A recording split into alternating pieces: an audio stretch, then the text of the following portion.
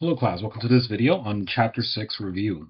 So we're going to go over lessons 6.1 to 6.7, excluding lesson 6.5. In this review, we break it down by lesson, so you can see the lesson number, and we have two of each type of question. So starting with the first one, it says, what is the length of AB? So this is a lesson 6.1 question, which is perpendicular bisectors. So we have a theorem called the perpendicular bisector theorem.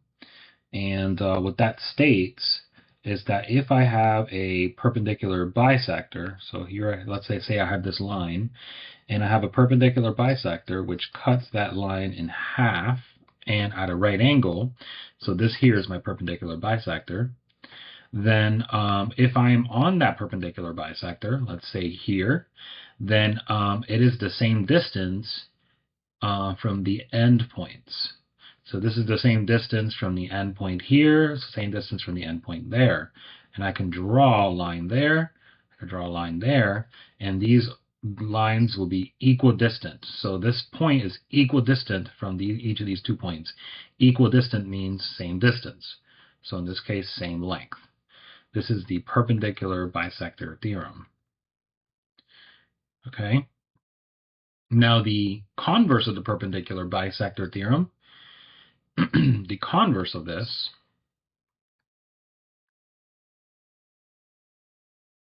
states that if I have a line, a situation like this, where this is the same distance from the endpoints, right? Like this is the same distance. Then that means if these are the same distance from each of these endpoints to there, then that means that this line has to be a perpendicular bisector, and then so therefore this has to be cut in half. Okay, and this has to be a right angle. Notice the slight difference is that this goes first and this goes second. Here, this goes first and then this goes second. See the difference? Okay, so here we have a perpendicular bisector theorem because we have a perpendicular bisector AC. Okay, we know it's perpendicular bisector because it's cutting at a right angle and it's cutting the segment in half. So by the perpendicular bisector theorem, these two have to be congruent. Okay, all right. So perpendicular bisector theorem, we would say 8y minus 5 is equal to 11y minus 4. Well, now I'm going to solve this. So I'm going to subtract 8y on both sides. Again, negative 5 equals 3y, take away 4. I'm going to add 4 to both sides. We have negative. Oh, and that should be a 14, not a negative 4. Sorry about that. So let me write this as a 14, not as a 4. Okay, so this would be a 14 right here. So the 14s cancel. So negative 14 plus negative 5 is 9. So we get 9 equals 3y. Then I can divide by 3 on both sides. So y is equal to 3. And then make sure you answer the question. So we want to get AB. AB is this segment here. So we are going to plug this into that. Okay. So AB equals 3y. And so then you plug that in. Or I'm sorry, 8y. 8y, and then you're going to plug it in. So 8y is 3 minus 5. So you get 24, take away 5. That's going to be 19.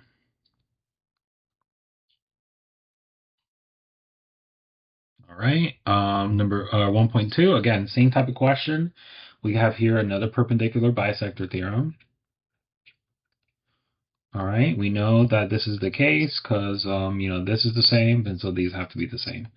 Now there won't be a test question on the converse of the perpendicular bisector theorem. I don't think there will be one. However, if there was one, it would look very similar to these questions. It would just basically look like this. You don't have to write this part down, but if there were a converse question, it would look very similar. It would just have, for example, the variables here. So it would have the variables here, and then right angle, and then they would give you, like, for example, two distances here, like 10, 10. And so you know that if these are the same, then that means that these have to be the same by the converse of the perpendicular bisector theorem, and then you would set these equal, which is exactly what you're doing here. You're setting them equal. So it will look similar. It's just the variables would be down here. Okay, so this would be like a converse of perpendicular bisector question, all right? If you wanted to see how that would look like. All right, so here we go. So we're going to go ahead and set them equals. We have 5x minus 6 equals 3x plus 8. And then we're going to solve. So subtract 3x on both sides. You have 2x take away 6 equals 8. Add 6 to both sides. We get 2x equals 14. Divide by 2. Get x equals to 7. All right, and then we want to answer the question. So we want to plug it into ST, so we care about this line segment. So we're going to plug that in to there, right? Okay, so ST is 5 times 7 take away 6. That's 35 take away 6, so that's going to be 29.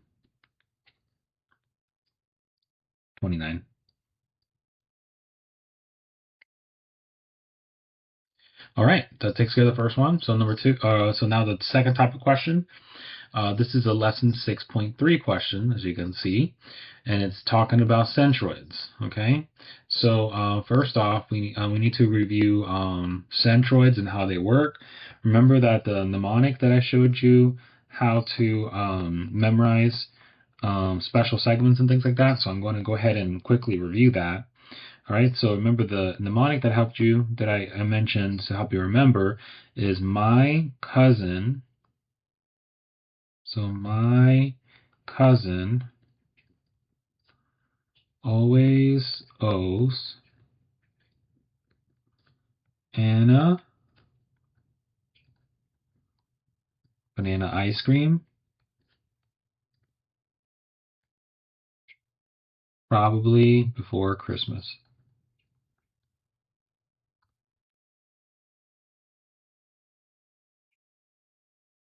And you can see the letters here, right? PBC, IC, AB, AO, and MC. So I'm just going to shorten it. I'm just going to look at the abbreviations, okay?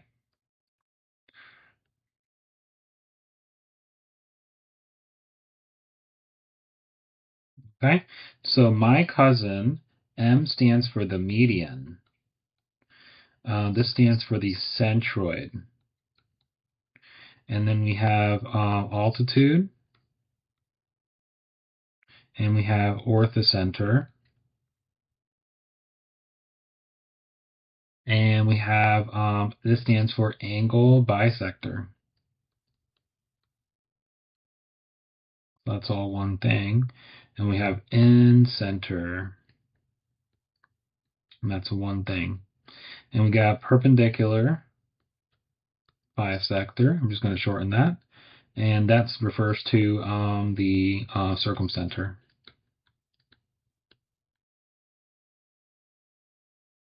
All right, so actually, I'll write this out. Perpendicular bisector. This is all one thing. Okay, so we can see that to help us remember, right? I'm just going to box this part right here.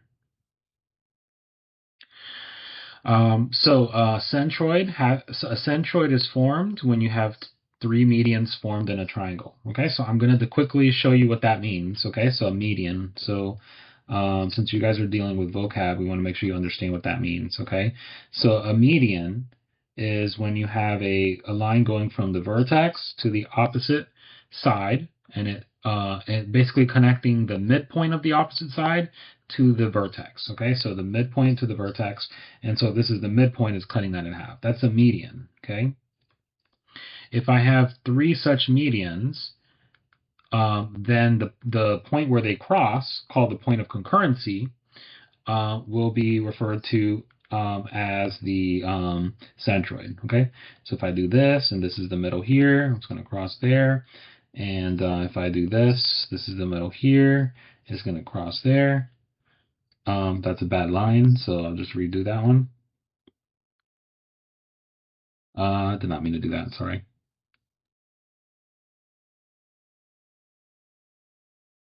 All right, and so the point where they cross is referred to as the centroid. Okay, so this is the centroid. All right, so that's what that is. And so what we know about the centroid is that it follows, well, it's basically this is getting cut in half, this is getting cut in half, all these get cut in half, and the centroid follows the 2/3, 1/3 rule. Basically, the double half relationship is that the shorter and the double have a double half relationship. So if this is 2, then this is going to be double that, or 4. Okay. If this were 3, then double that would be 6. And if this were, I don't know, 5, then double that will be 10. So it's a double half relationship, as you can see. And that's what the centroid follows. Okay, so this is for centroid. As we get to the other ones, I'll explain those then. But for now, I'm just going to explain the centroid. Okay, so that's what a median is, and that's what centroid refers to. All right, so let's go ahead and use that here. So G is the centroid according to what it mentions. BF is equal to 7. So I'm going to mark that there. And then GE is 4. Okay, so remember that we said that these are medians. So that means this gets cut in half. This gets cut in half. And this gets cut in half. All right, so then if this is 7, then this has to be 7 right here, right? So we have here 7 plus 7. So that's 14, okay? So to get AB, we just do 7 plus 7. So let me just write it out here. AB or EBA, same thing. 7 plus 7. So we get 14. All right, and now we're going to do AG. So we know that since GE is 4, then it follows a double half relationship, right? So that means this has to be 8, okay? And we got that from doing 2 times, right? So AG is 2 times 4, double half relationship. And so it's going to be 8. All right, takes care of that. So number 2, similar type of question. We got a centroid, so these are going to be the same. These are going to be the same, and then these are going to be the same. That's because of centroid and medians. Now it says AC is 40. Okay, so this is 40. And then DC is 36. Okay, so the entire DC is 36. And, okay, so since AC is 40, this is going to be sliced in half, so it's got to be 20 on either side, right? So again, the way we got AF is by doing 40 divided by 2. Okay, so that's how we get 20. All right, and then we want DG and GC. Now we know that this whole thing is 36, right? And so if I want to get DG, remember that DG is going to be, follows the 1/3, 2/3 rule, right? It's a 1/3, 2/3 rule. Okay, so that means that this part is going to be 1/3 of 36, and this bigger part is going to be 2/3 of 36. And notice that 2/3 is twice as big as 1/3, right? So that's how we're going to do it. So we're going to take this 36, and we're going to basically divide it by 3, okay? So we're going to do, so to get DG, all you got to do is take 36 divided by 3. Okay? So that's 1/3 of 36, which is 36 divided by 3, which is 12. All right, and that's it. That's all there is to it. And then to get GC, you can do 2/3 of that, or you can double 12, because now that we know that this is 12, then this has to be 12 times 2, right? So 12 times 2, or 24. Or you could do, because you know the whole thing is 36, you could do 36 take away 12, and you get the same result, right?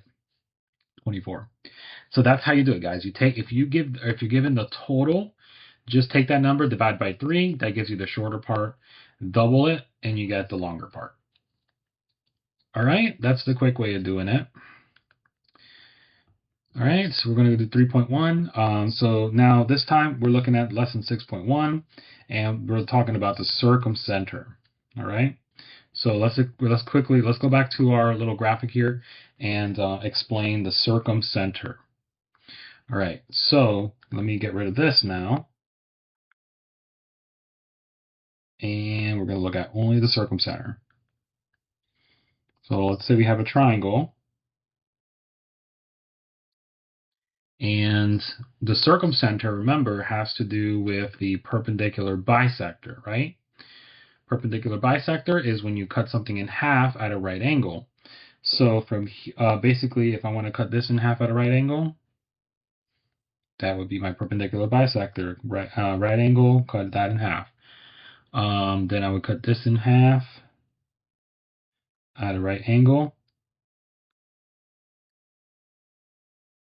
Okay. Notice I can continue the line there. And then I'm going to cut this in half at a right angle.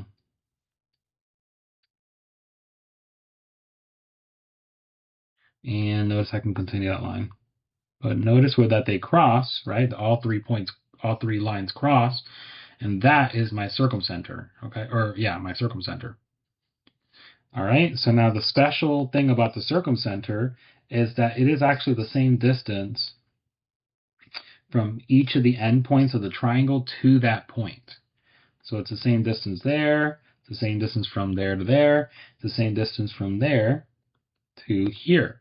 So this forms a radius. You see that? A radius. This is all the radius. And it's the radius of a circumscribed circle. It's a circle that goes all the way around the triangle. And that's my circle. And so that's the special property of the circumcenter. So we know that these are all the same because it's all the radius. So I'm going to do 1, 2, 3, 4, 1, 2, 3, 4, 1, 2, 3, 4. And those are all the same. Okay, so we're going to utilize those properties here coming up. All right, so here we go. So it says D is the circumcenter. So it's formed by perpendicular bisectors. So this is a right angle, and this is cut in half. This is a right angle, this is cut in half. And then we got this is a right angle, this is cut in half as well. All right, and we also know that the distance from that circumcenter to each of the endpoints, right, has to be the same. So 1, 2, 3, 4, 1, 2, 3, 4, 1, 2, 3, 4. Okay, and that's what we have. All right, so then if I wanted to get BD, well, BD is the same thing as DC, right? Because DC is 11.1. So that means BD and DC have to be the same. So BD has to be equal to DC. And DC is 11.1. Okay, pretty easy. All right, now BC, we want to find BC next. Where is it? BC. So we want to get this whole thing here, right? And so notice that we're going to need to use right triangles here. So notice that we got ourselves a right triangle here, and we're going to use that to find x, okay? So we have ourselves a right triangle with 5.2, 11.1, and x. So guess what? If we have a right triangle, we can use Pythagorean theorem, right? So we're going to use Pythagorean theorem to solve this. A squared plus b squared equals c squared. So a squared, x squared plus b squared equals c squared.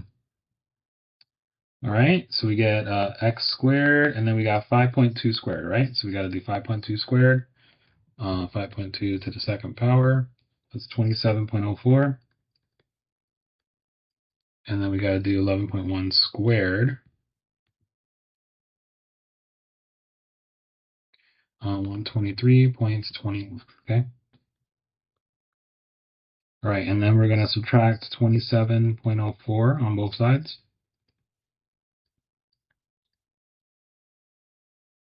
get x squared equals, so subtract that, 123.21 minus 27.04, so 96.17. All right, and there you go. And then to get rid of the squared, we have to do the square. To get rid of the square, we do the square root. Okay, so then this will cancel out. And so you get x is equal to the square root of that, which is approximately equal to square root of 96.17 is about 9.8. We want to round to the nearest tenth, so we're just going to say 9.8. Okay, so 9.8 is x. So now we know this is 9.8, and if that's 9.8, this is 9.8, guys. And so you can add those up, right, to get BC.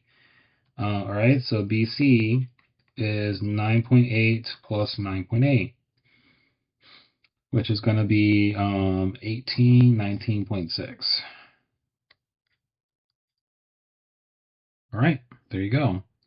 All right, so 3.2, again, same deal. So H is the circumcenter.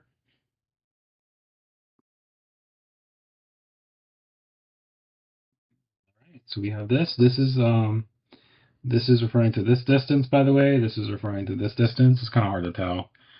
But yeah, this is referring to this distance right here.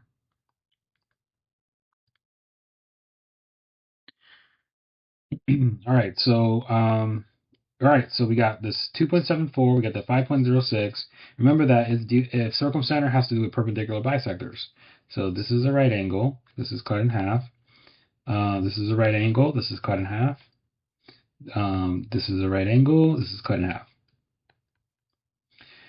All right, so notice, well, let's see, we want GH. So GH, we need to figure out what that is. Well, we know that if this is 5.06, right? 1, 2, 3, 4, these all have to be the same because they're the same distance from the end of the triangle to that point, which is the circumcenter. Okay, so these all have to be the same. So if this is 5.06, then this is also 5.06, okay? So GH is equivalent to EH. All right, so that takes care of that one. And then again, we have a right triangle here, so we can use Pythagorean theorem for that. So if I just focus on that right triangle, I get 2.74 here, and I get 5.06 for that side. And we are going to try to find this x, right? So, all right, so Pythagorean theorem, we get a squared plus b squared equals c squared. The c squared is always going to be, the c is always going to be the largest side, okay? So 2.74 squared. Okay, so I'm just going to write that all out. 5076.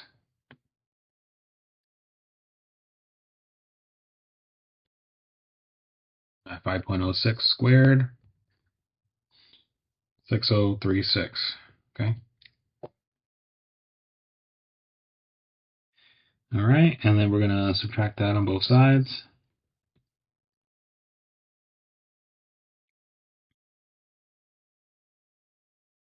Okay, so we got to add these, or subtract those. 18.096. Okay. And then we got to take the square root to get rid of that, squared.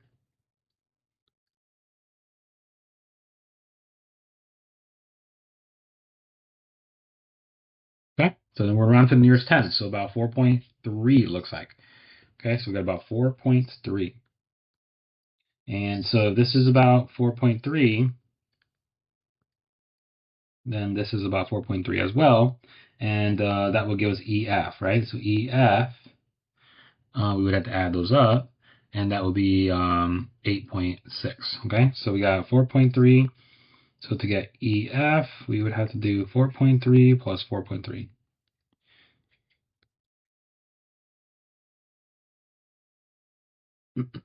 All right.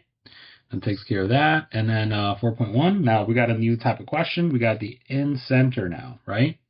So let's talk about the in-center. Let's go back to that graphic here. And we're going to focus on that now.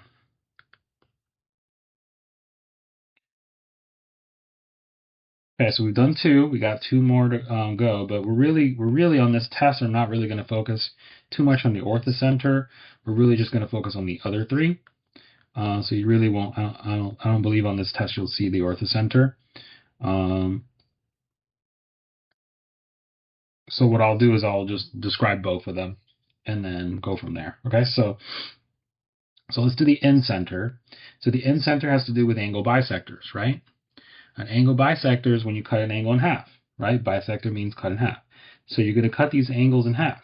So this is getting cut in half. And cut this in half. This is getting cut in half. And then similarly, this is getting cut in half. So 1, 2, 3, 1, 2, 3.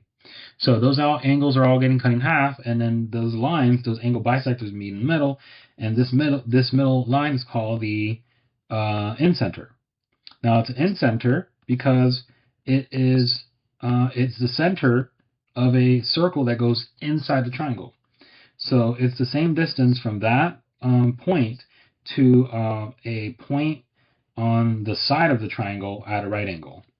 So from there, and then we got like here at a right angle, and then we got like here at a right angle.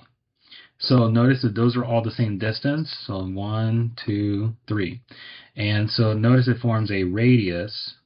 It forms a circle like that. And that is referred to as an inscribed circle. Okay, so it has that special property that these distances to the right angle distances to the sides are the same. Okay, so that's the incenter. And if I look at the next one, since we won't really do a problem with orthocenter, but I'm going to explain that just so you know the vocab. Orthocenter has to do with altitudes. Now, altitude goes from the vertex to the opposite side at a right angle. Now, it does not have to cut the angle in half, or the side in half. It only has to slice it at a right angle. Okay, so notice that this is not getting cut in half at all. And then repeat that here. So I go from here, and then I go here at a right angle. It's a little bit weird here, so I'm going to try to draw this the best I can. Let me try to draw it like,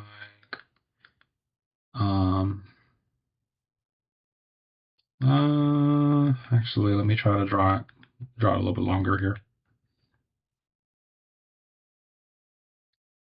just to get the point across.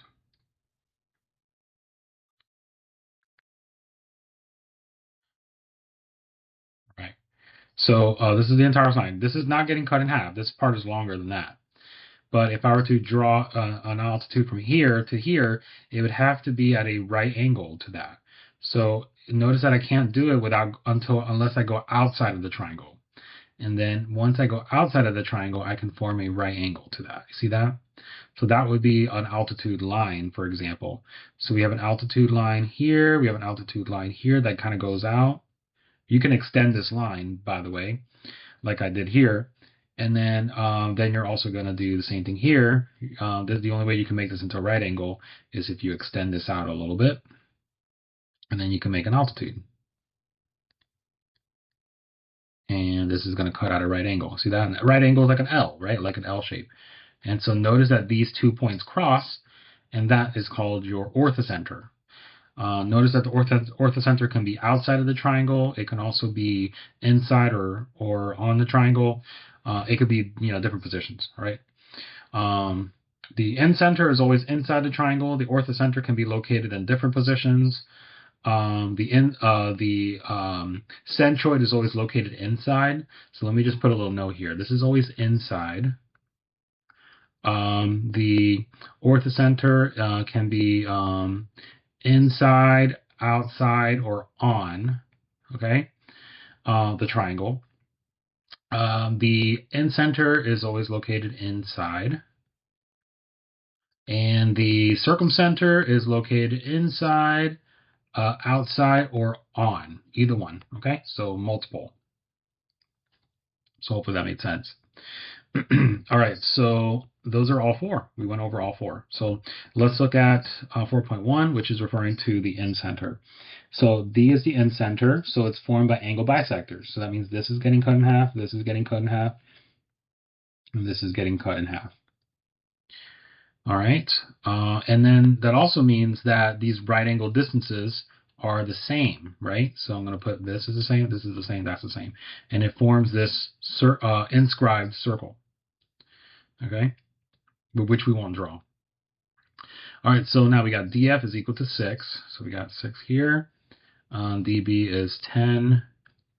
And the measure of angle DAE. So DAE, this is 22 degrees right here. DCF. DCF is 40 degrees. Let me just put a little arrow there. That's 40. And that's it. So round your answer to the nearest tenth. Now, if this is 40 degrees, then this is 40 degrees here, right? And if that's 22, then this is 22. All right, so that's important. And that's important information. So, all right, so let's do the angles first. So we know that if I add this together, this would be 44 degrees, correct? So this would be 44 degrees. And then if I add these together, that would be 80 degrees, right? 80 plus 40 plus 40. And so how can I figure out this angle, right? Well, this angle is going to be, remember that the angles in a triangle add up to 180, right? So we have 80 degrees here. We have 44 degrees here, and we can figure out what this is, right?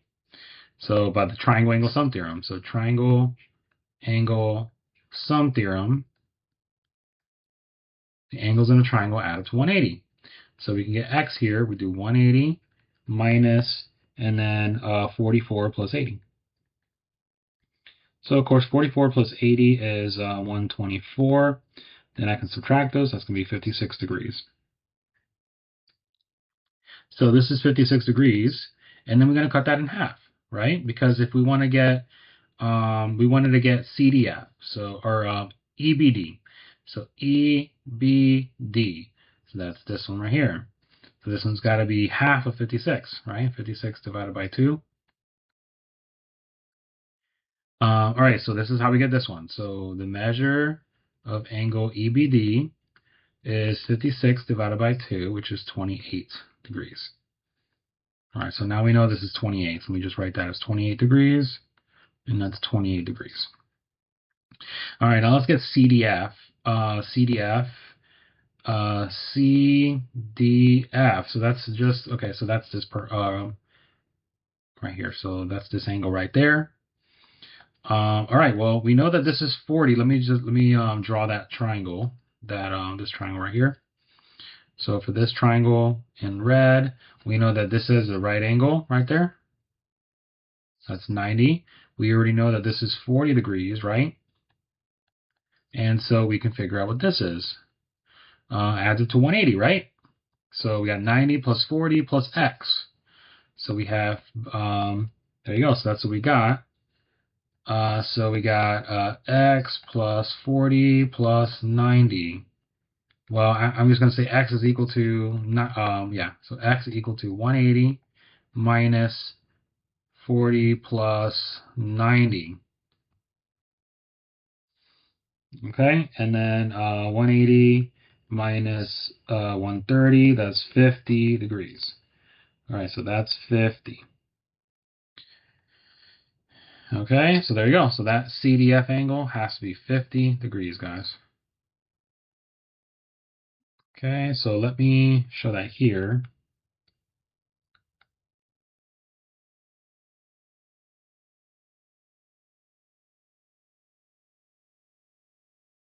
All right, now DE. DE, we know DE has to be the same as DF, right? According to our picture. So that means this has to be 6 because we said that these are all the same, and this is 6 right here. And then BF. BF is this part right here. Now, how do we get that? Well, we're going to need to do a Pythagorean theorem. So I'm going to do this blue. This is a right angle. So it's a right triangle. So we got 6, 10, and then we can figure out, we're going to call this x. Okay, so we're going to use a Pythagorean theorem for that.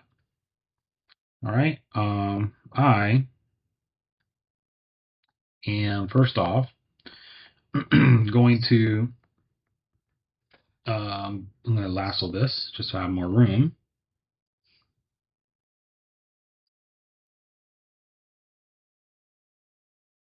Okay.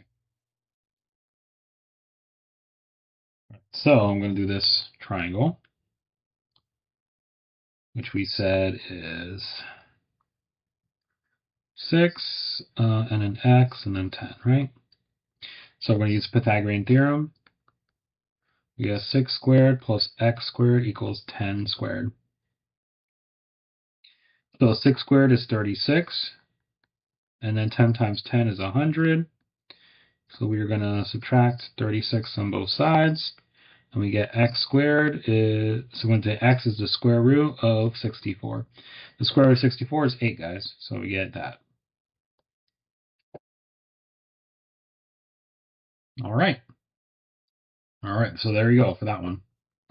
So 4.2, same idea, so we're going to go ahead and do that. All right, so this is the end center. Well, I should say end center, right there. All right, so that means that these are all the same, 1, 2, and 3, because they're right angle distances from the center there. So this is 5, that's 5, so that means BU is 5. We already automatically got that. BU is UP, which is 5. Okay, let's do UH. So UH, first off, okay, so if I want to get UH, I'm going to need to use this triangle right here. This is a right triangle. That's a right angle, so that's a right angle. So you got a 5, 12, and then X right triangle. Okay, so I'm going to do that over here. Right. So Pythagorean theorem. So x squared plus, or I'm sorry, so it's going to be a squared plus b squared equals c squared. So it's going to be 5 squared plus 12 squared equals x squared, because the x is the longest side here. So 25 times 5 is 25. 12 times 12 is 144. And then, of course, we're going to take the square root of both sides. So you get x is the square root of 169, which is 13. Okay, so then this is 13 right here then, guys. So now we know what UH is. All right, so now we're going to do UMG. So let's do the angles. So UMG, so that's going to be referring to this triangle right here, and we're looking for this angle, right?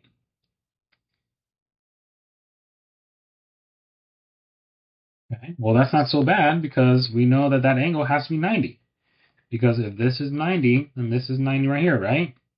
So there you go. So it has to be 90. So 90 degrees. That's easy. Okay. Now, if they wanted GUB, I'm just going to do it as an extra. Okay. So if they wanted GUB, well, then you would have to use this triangle right here, right? This is just an extra question. Okay. This is a right angle. And then if you want to figure this out, right, you would have to do 180 minus that. 180 minus 28 plus 90, which would be 62 degrees. Okay. Now, this is just an extra question. This is not what they're asking for. All right. All right. So anyways, so PYB. So where's PYB? PYB. So that's this one right here. Okay. So this one's the question mark. Now, if this is 28, this is 28. Because an end center has to do with angle bisectors. And this is 21 degrees, and this is 21 degrees here. So if I add that, that's 28 plus 28 is 56. Here, if I add this, 21 plus 21 is 42 degrees. Okay, so 21 plus 21. And then this one's 28 plus 28. And then, of course, this one's, we don't know. We don't know what that one is. So that's what we're trying to find out. So we have this triangle, which is 56 degrees, 42 degrees here, and then x there, right? So triangle angle sum theorem. I have to know the theorem names. So these add up to 180. So x is equal to 180 minus 56 plus 42. So which is going to be 56 plus 42, that's 98. From that is 84. Okay, so we got 84 degrees. So now we might make sure we cut this in half. So if this is 84, then this has got to be cut in half, right? So 84 divided by 2. Okay, so 84 divided by 2, which is 42 degrees. All right, so there you go. So now we're going to look at 5.1. So this one's pretty straightforward. You just have to use what is called the triangle inequality theorem. Okay, so triangle inequality. Now the triangle inequality theorem states that if I have three sides, A, B, and C, well then the two shortest sides, A and B, have to be greater than the third side. All right, or the two shorter sides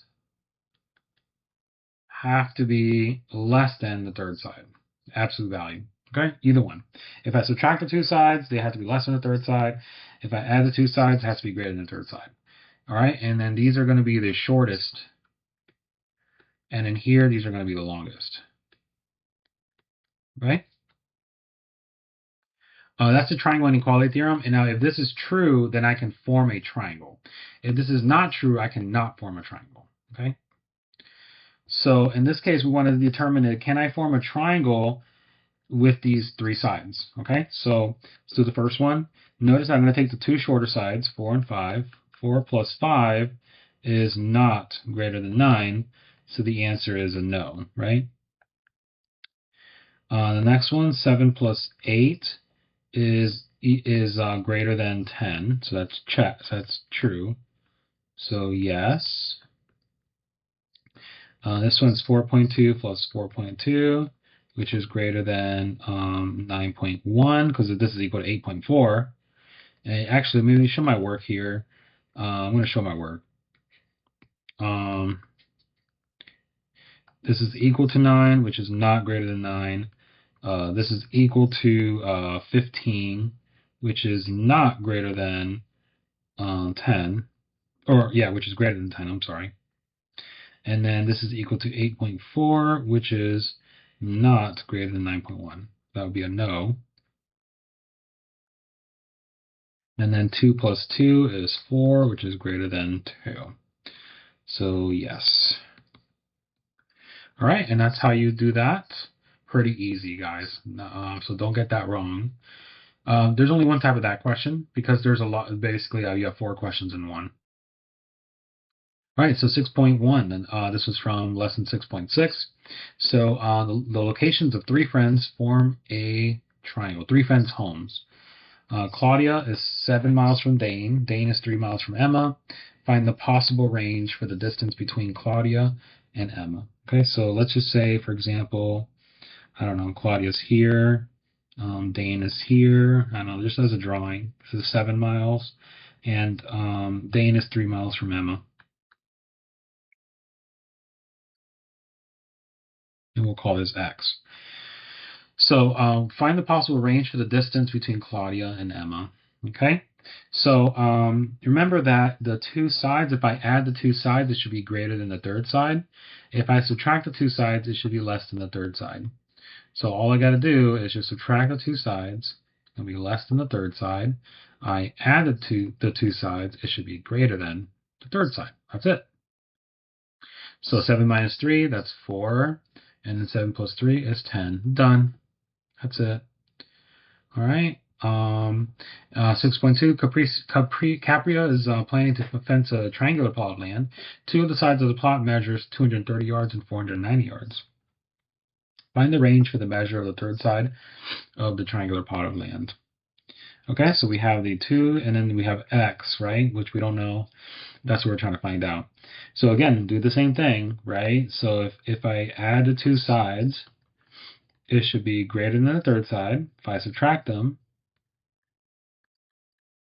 should be less than. Now, if I subtract them, I have to make sure it's positive, okay? So bigger number minus smaller number. So there you go. So subtract these guys, you get 260 yards for that. And then if I add them, I get 720 yards. All right. And then now, what are the maximum and minimum lengths of fencing that Copier will need? Fencing, that means perimeter, guys. Perimeter, okay? Perimeter is when I add up all the sides. Okay, so the minimum fencing is going to be based off of the 260 number. The maximum fencing is going to be based off the 720, right? The 720 number. Right, so now for this one, I really should have done this as a an equality. So I really should have done it like this. So just cross that out like this. I really should have done it like that.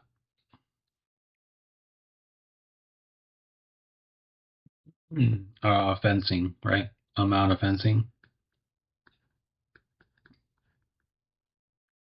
Like that. So we're going to do that, okay?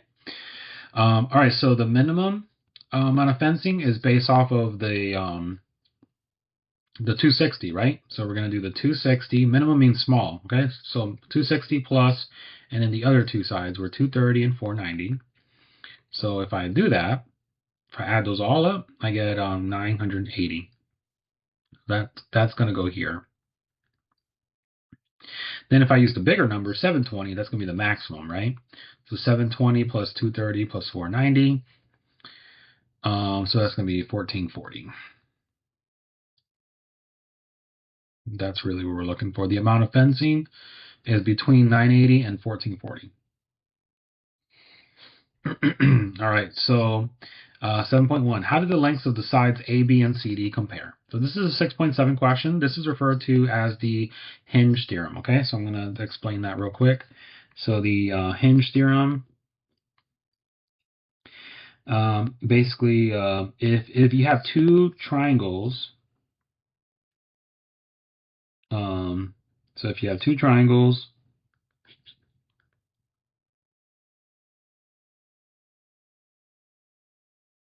that have the same side length, so that's 1, 2, and then this is the same as that. So if you have two triangles with two pairs of congruent sides, and I'm going to call this A and B, and we know that angle, and if one angle is bigger than the other, then that means that the third side has to be bigger than the third side of the other. Okay, so if this angle is open wider than this angle, right? So if angle A is greater than the measure of angle B, then we can safely say that the third side, A, little a, is greater than the length of the third side, B. Okay? That's the hinge theorem. And of course, the converse of the hinge theorem, which I'll abbreviate CHT, does the same thing as the same picture, but it reverses this process. So it's going to be if the side lengths A is greater than B, then that means that the angle A is greater than the measure of angle B. So it's the exact reverse, okay? So those are the two theorems. So it says, how do the lengths compare? So right now they give us the two angles. So that means they give us the two angles. So we're looking at a hinge theorem, okay? So we can see that 42 degrees is greater than 33 degrees, right? And therefore, this is A, this is, well, by the way, for this to be the hinge theorem, you have to have two corresponding pairs of congruent sides. So that's one there. And then this side shares with itself by the reflexive property. So those are my two triangles right there with two corresponding pairs. And so we can see that 42 is greater than 33. So if I go to the opposite, so this is going to be my A. This is going to be... Hey guys, I just found a typo here. This little mark should not be here. It should be over here. So I apologize for that. The mark should be here. So now you get your two triangles, 1 and then 2. Okay, So here 42 is greater than 33, so just make that correction. So 42 is greater than 33, so that means this is going to be, this A, which is the third side, is greater than this B, which is the third side. Okay? So then A is greater than B. But A is AB, right? So AB is greater than CD. Okay? So then we just have to determine which one. So AB, yeah, AB is greater than, right there. All right, so 7.2, how do the lengths of WX and WZ compare? So again, this is these share, so that's the ray reflexive property. And then, and I really should have given you another side. Sorry about that. This right here should have been marked the same. So I'm not sure why it was not marked the same. Okay, so there should be marked here, 2 marks here. So then you can use the hinge theorem. So because these are both, so since 120 is greater than 115, we can say that this is going to be A, which is greater than B, right? And A is WX, and B is WZ. So WX is greater than WZ. Well, that means that WZ is less than, right? If I use that. So I just got to be careful with the order. So if it's WZ, then WZ is less than. Okay, and again, this is the hinge theorem. And then this is a hinge theorem as well, okay?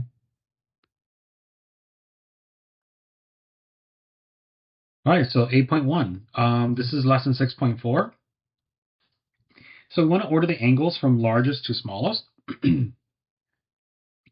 Really easy to do this, guys, is all you have to do is look at the smallest side, and the smallest side gives rise to the smallest opposite angle. The largest side gives rise to the largest opposite angle. So since 20 is the largest, that means the longest side, that means if I go opposite to the opposite angle, which is angle R, then this R has to be the biggest angle, okay? So angle R is the biggest. And then 18 is the second biggest, longest side. So if I go to the opposite angle, opposite corner, that's angle P. That's going to be the second largest. And then 12 is the shortest side. So if I go to the opposite angle there, Q, that's going to be the smallest angle. So it's R, then P, then followed by Q from largest to smallest, okay? So the answer is B. Oh, sorry, wrong one. R, P, and Q, so it's D. All right, now this one is from smallest to largest, so just be careful. So the smallest side is 4.3, so I go to the opposite angle, and that's going to be angle C is the smallest. And then I go to the second smallest side, 7.1, I go to the opposite corner, that's going to be B. And then finally, 8.6 is the longest side, so A has to be the largest angle. So smallest to largest is C, B, and A. Really easy, guys. All right, 9.1. Matches designing a triangular shaped fountain. A column will attach under the fountain to hold it up. Where should the column be placed to balance the fountain? Round to the nearest tenth if necessary. So this is lesson 6.3. This is a centroid problem. When you see balance, okay, so a centroid balances things, okay, so centroid. A centroid is where things are balanced, okay, so when you see that, that's what they're talking about, okay. All right, so then the formula to the easiest way to find this, guys, I'm just going to show you the easy way. The easiest way to find the centroid is this formula, okay? So the formula is as follows. It's going to be x1 plus x2 plus x3 divided by 3. And then y1 plus y2 plus y3 divided by 3. So basically add the 3x coordinates divided by 3, add the 3y coordinates divided by 3, and then you would get the answer, okay? This is by far the quickest way to do this type of question, and I would highly suggest doing that for this type of question, okay? It's just going to make it so much easier.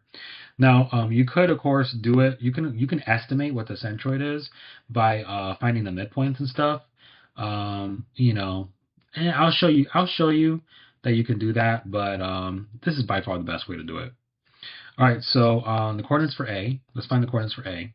Coordinates for A. This is 1, and then 1, 2, 3, 4, 5, 6, 7, 8. So this is 8. So 1, comma 8. Coordinates for B are 1, 2, 3, and then 1, 2, 3, comma 2. Coordinates for C are 4, 5, 6, 7, 1, 2, 3, 4, 5. So 7, comma 5. So you can call it x1, whatever you want to call it. This x1, I'm going to call this x1, y1, x2, y2, and then x3, y3. All right? That's what I'm going to call it.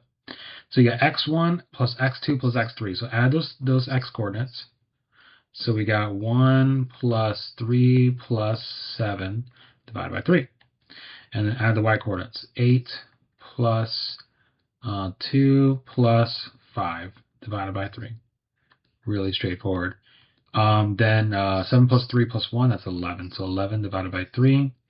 8 plus 2 is 10. 10 plus 5 is 15. 15 divided by 3. Now 15 divided by 3 is simply 5. So our coordinates are 11 over 3 and 5. And 11 over 3 is approximately 3 and 2/3. So it's approximately 3.7.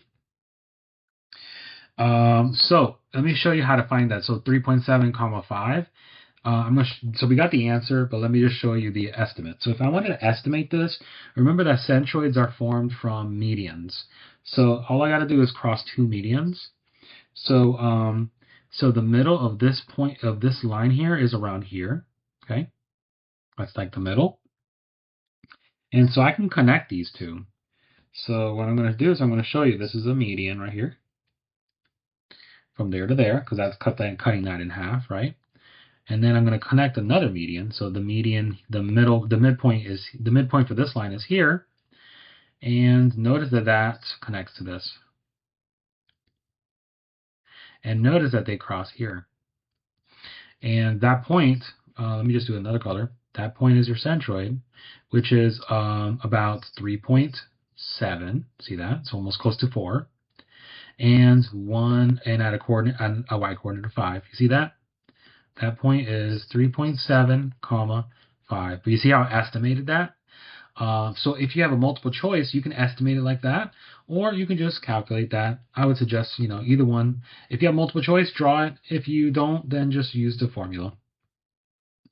All right, and we're using the formula for 9.2, and then we'll show you the estimate as well.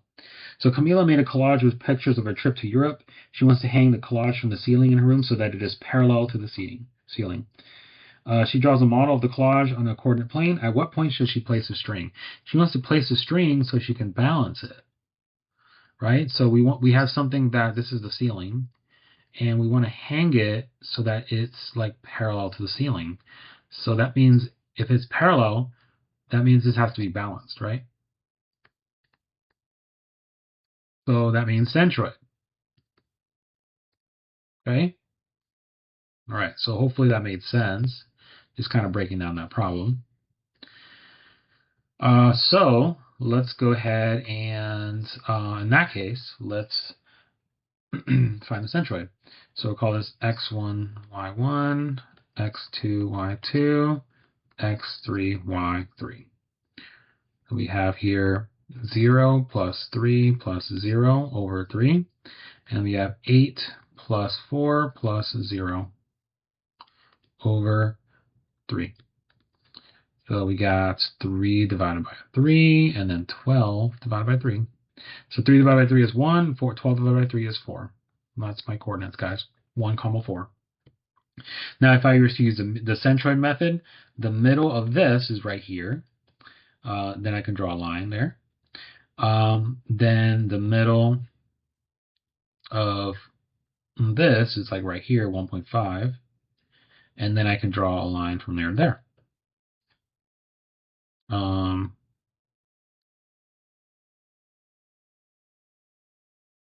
Notice that they cross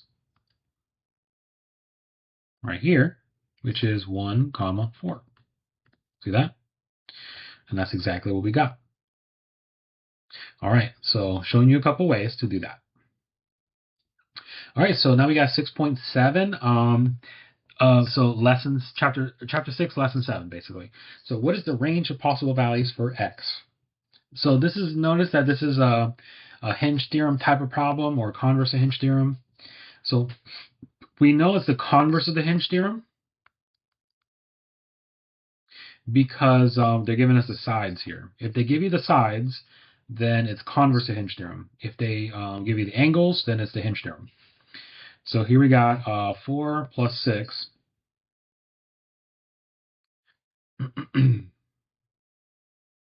All right, by the way, guys, for this problem, we're going to cross this angle out and change it to a number, because on the test, I will not be giving you ones where you have, well, there shouldn't be any examples where you have both variable expressions.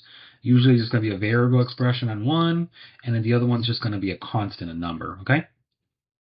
So we're going to say this is 51 degrees right here. All right, so usually, like, if you look at 10.2, it's a constant and then a variable expression. See that with one of them has x, the other one does not. Okay, so that's the type of problem that I'm going for in this. So I just want to make that correction. All right, so so in this case, we're going to go ahead and say that we know that 6 is greater than 4. You see that 6 is greater than 4.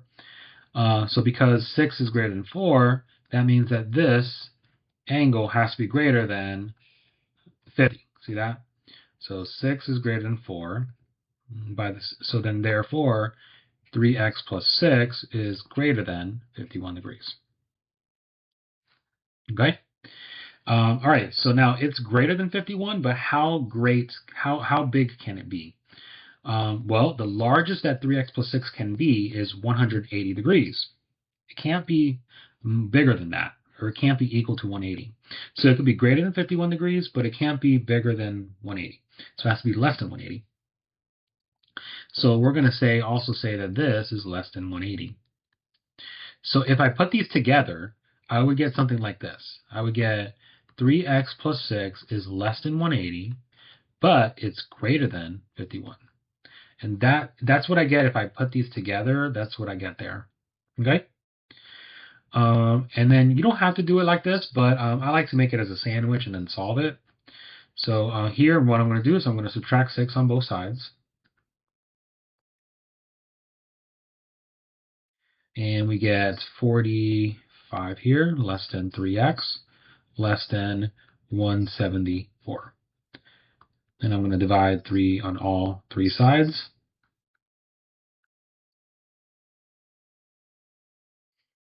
And 45 divided by 3, that should be 15. And 174 divided by 3 is 58. Okay. All right, so x is between 15 and 58. There you go. So if x were 54, then this would be good. If it were 58, no. If it's 15, no. Okay. All right, so what is the range of possibilities for x? Same thing. Okay, so we can see that 15 is greater than 12.5. So 15 is greater than 12.5. So by the converse of the hinge theorem, that implies that 12x minus 8 is greater than 110. But how big can it be? It cannot be bigger than 180, so it has to be less than 180. So then if I put these together, I would say that this is less than 180, but greater than 110, right? So then I can solve that. So plus 8 on both sides.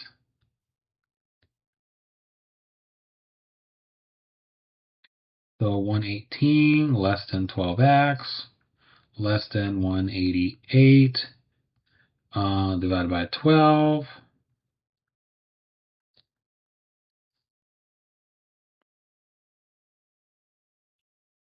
And then we just do the math.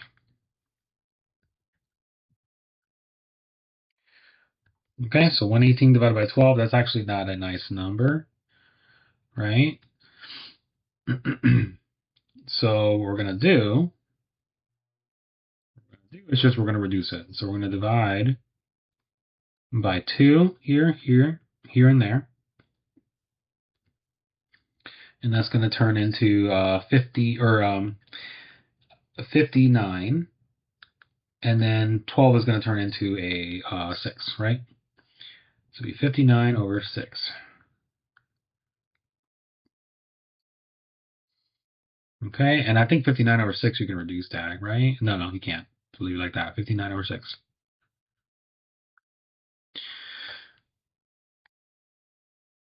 And then I'm going to divide this by 4. So 4 should go into 188. 4 times, so 47 times. Let me double check that. Yeah, 47 times. And then over 3. Okay, so there you go. It's going to be a fraction. All right. Okay, so 11.1. Now this one is so these were converse of hinge theorems. These next ones are going to be hinge theorems. Okay, the reason why is because they give us the sides. Okay, so if the sides, then angles, right? Here is, oh, actually no, that's the same thing. Sorry about that. These are also converse because if sides, then angles. Sorry about that. So we have another converse of hinge theorem. The next ones are going to be hinge theorems. So if sides, then angles, that's converse. So we're going to compare these two. So since 36 is greater than 30, that means that 33 is less than or greater than 3x minus 3. Now, if 33 is greater than 3x minus 3, that implies that 3x minus 3 is less than 33, right? So that implies that. But we also know that 3x, how small can this angle be? It can be less, it's less than 33, right, according to this, but how small can it be? Well, the smallest that it can be is 0. So we can also say that 3x minus 3 is greater than 0. And so what we could say is we can combine these two inequalities and get, okay, so 3x minus 3 is greater than 0, but less than 33. There you go. That's my new sandwich inequality. And then I can solve it. Add 3 on all 3 sides. Get 3 less than 3x less than 36. And I can divide by 3. So I get 3 divided by 3 is 1. And then 36 divided by 3 is 12. So x has to be between 1 and 12. All right, so again, they give you the sides. They give you, oh, by the way, for the hinge theorem, you have to know that these two are the same, and then this is congruent by reflexive property. Remember that you have to have 2 pairs in order for this to work. So here you get the 1 pair, here you get the 2nd pair. So just be careful with that. Here you got the 1 pair, here you got the 2nd pair by reflexive property. So you have to be able to have that before you can use hinge theorem. So here you got these two sides are the same, and then this is congruent by reflexive property. It's congruent to itself. So you got your 2 alligator mouths or your 2 hinge theorems triangles.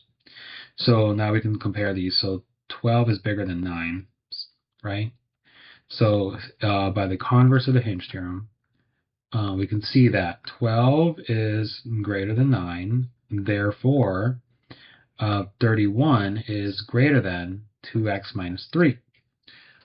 Or another way to write that is 2x minus 3 is less than 31, right? But we can also say if it's less than 31, the smallest it can be is 0, right? So we can say it's greater than 0. So if I put these together, I can say 0 is less than 2x minus 3, but this is less than 31. There you go. And I can solve this, so plus 3. 3 is less than 2x is less than 34, divided by 2. So we get 3 halves and 17. Okay, so now these are going to be hinge theorems because they give you the angles, see? Before, they didn't give you the angles. They were unknown. At least one of them was unknown. Now this time the sides are unknown. So now if angle, then side. So this is a hinge theorem. Or HT, right? So here 110 is greater than 100. Therefore, this side is greater than that side, right? So 110 degrees is greater than 100 degrees. Therefore, 5x minus 7 is greater than 28. Now, the 5x minus 7 is greater than 28. How big can it be? Well, a side can be as big as it wants. An angle can only be 180 for a triangle, less than 180, right? But a side can be as long as it wants. So there is no limit to how big a side can be. Therefore, we could just leave it like this and solve, okay?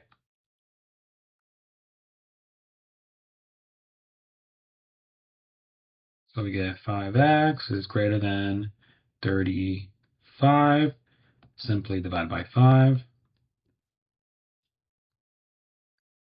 So x is greater than 7, okay? So we don't need this part. We just say, we can cross that out. We're just going to put this x is greater than, and then the blank is 7, okay? Sorry about that. Just fix that. All right, so 12.2 should be the same thing here, okay? So x is greater than, and then blank. So just make that correction. Okay, so here we got, this is 32 is greater than 26. So that means this is greater than that, right? So that's the hinge theorem, okay? HT. So 32 degrees is greater than 26 degrees. Therefore, 2x plus 17 is greater than 103. And there's no limit to how long a side can be for a triangle. So we're going to just do that and solve.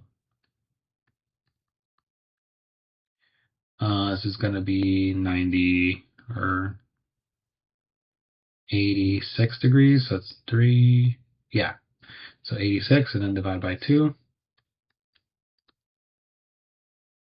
So x is greater than 43. All right. All right, so now the last type of question here is what is the range of possible values for x? So now this is another hinge theorem. We know because they give us the angles, but they don't give us the sides. And again, I want to emphasize that hinge theorem can be used as long as you have two sides of the same, and then the other two is the same as well. So by reflexive property. And then again, this is congruent to this, and then by reflexive property, you have to be able to establish that, before you can use hinge theorem or converse of hinge theorem. So this is the same as that. This is the same by reflexive property. So you got your alligator mouse. All right, so 41 is greater than 40. Therefore, 71 is greater than 5x minus 6. Therefore, 71 is greater than 5x minus 6. Now, this is the same thing as saying 5x minus 6 is less than 71, right? Same thing. Now, how small can a side be? We know before here that there is no limit to how large it can be. However, there is a limit to how small it can be. The smallest that a side for a triangle can be is 0. Okay? So, therefore, we're going to say that this is greater than 0. So that if I put these together, I would get that 5x minus 6 is greater than 0, but it's less than 71. See how this is a different type of problem than the other one? Now we can add 6 on all three sides.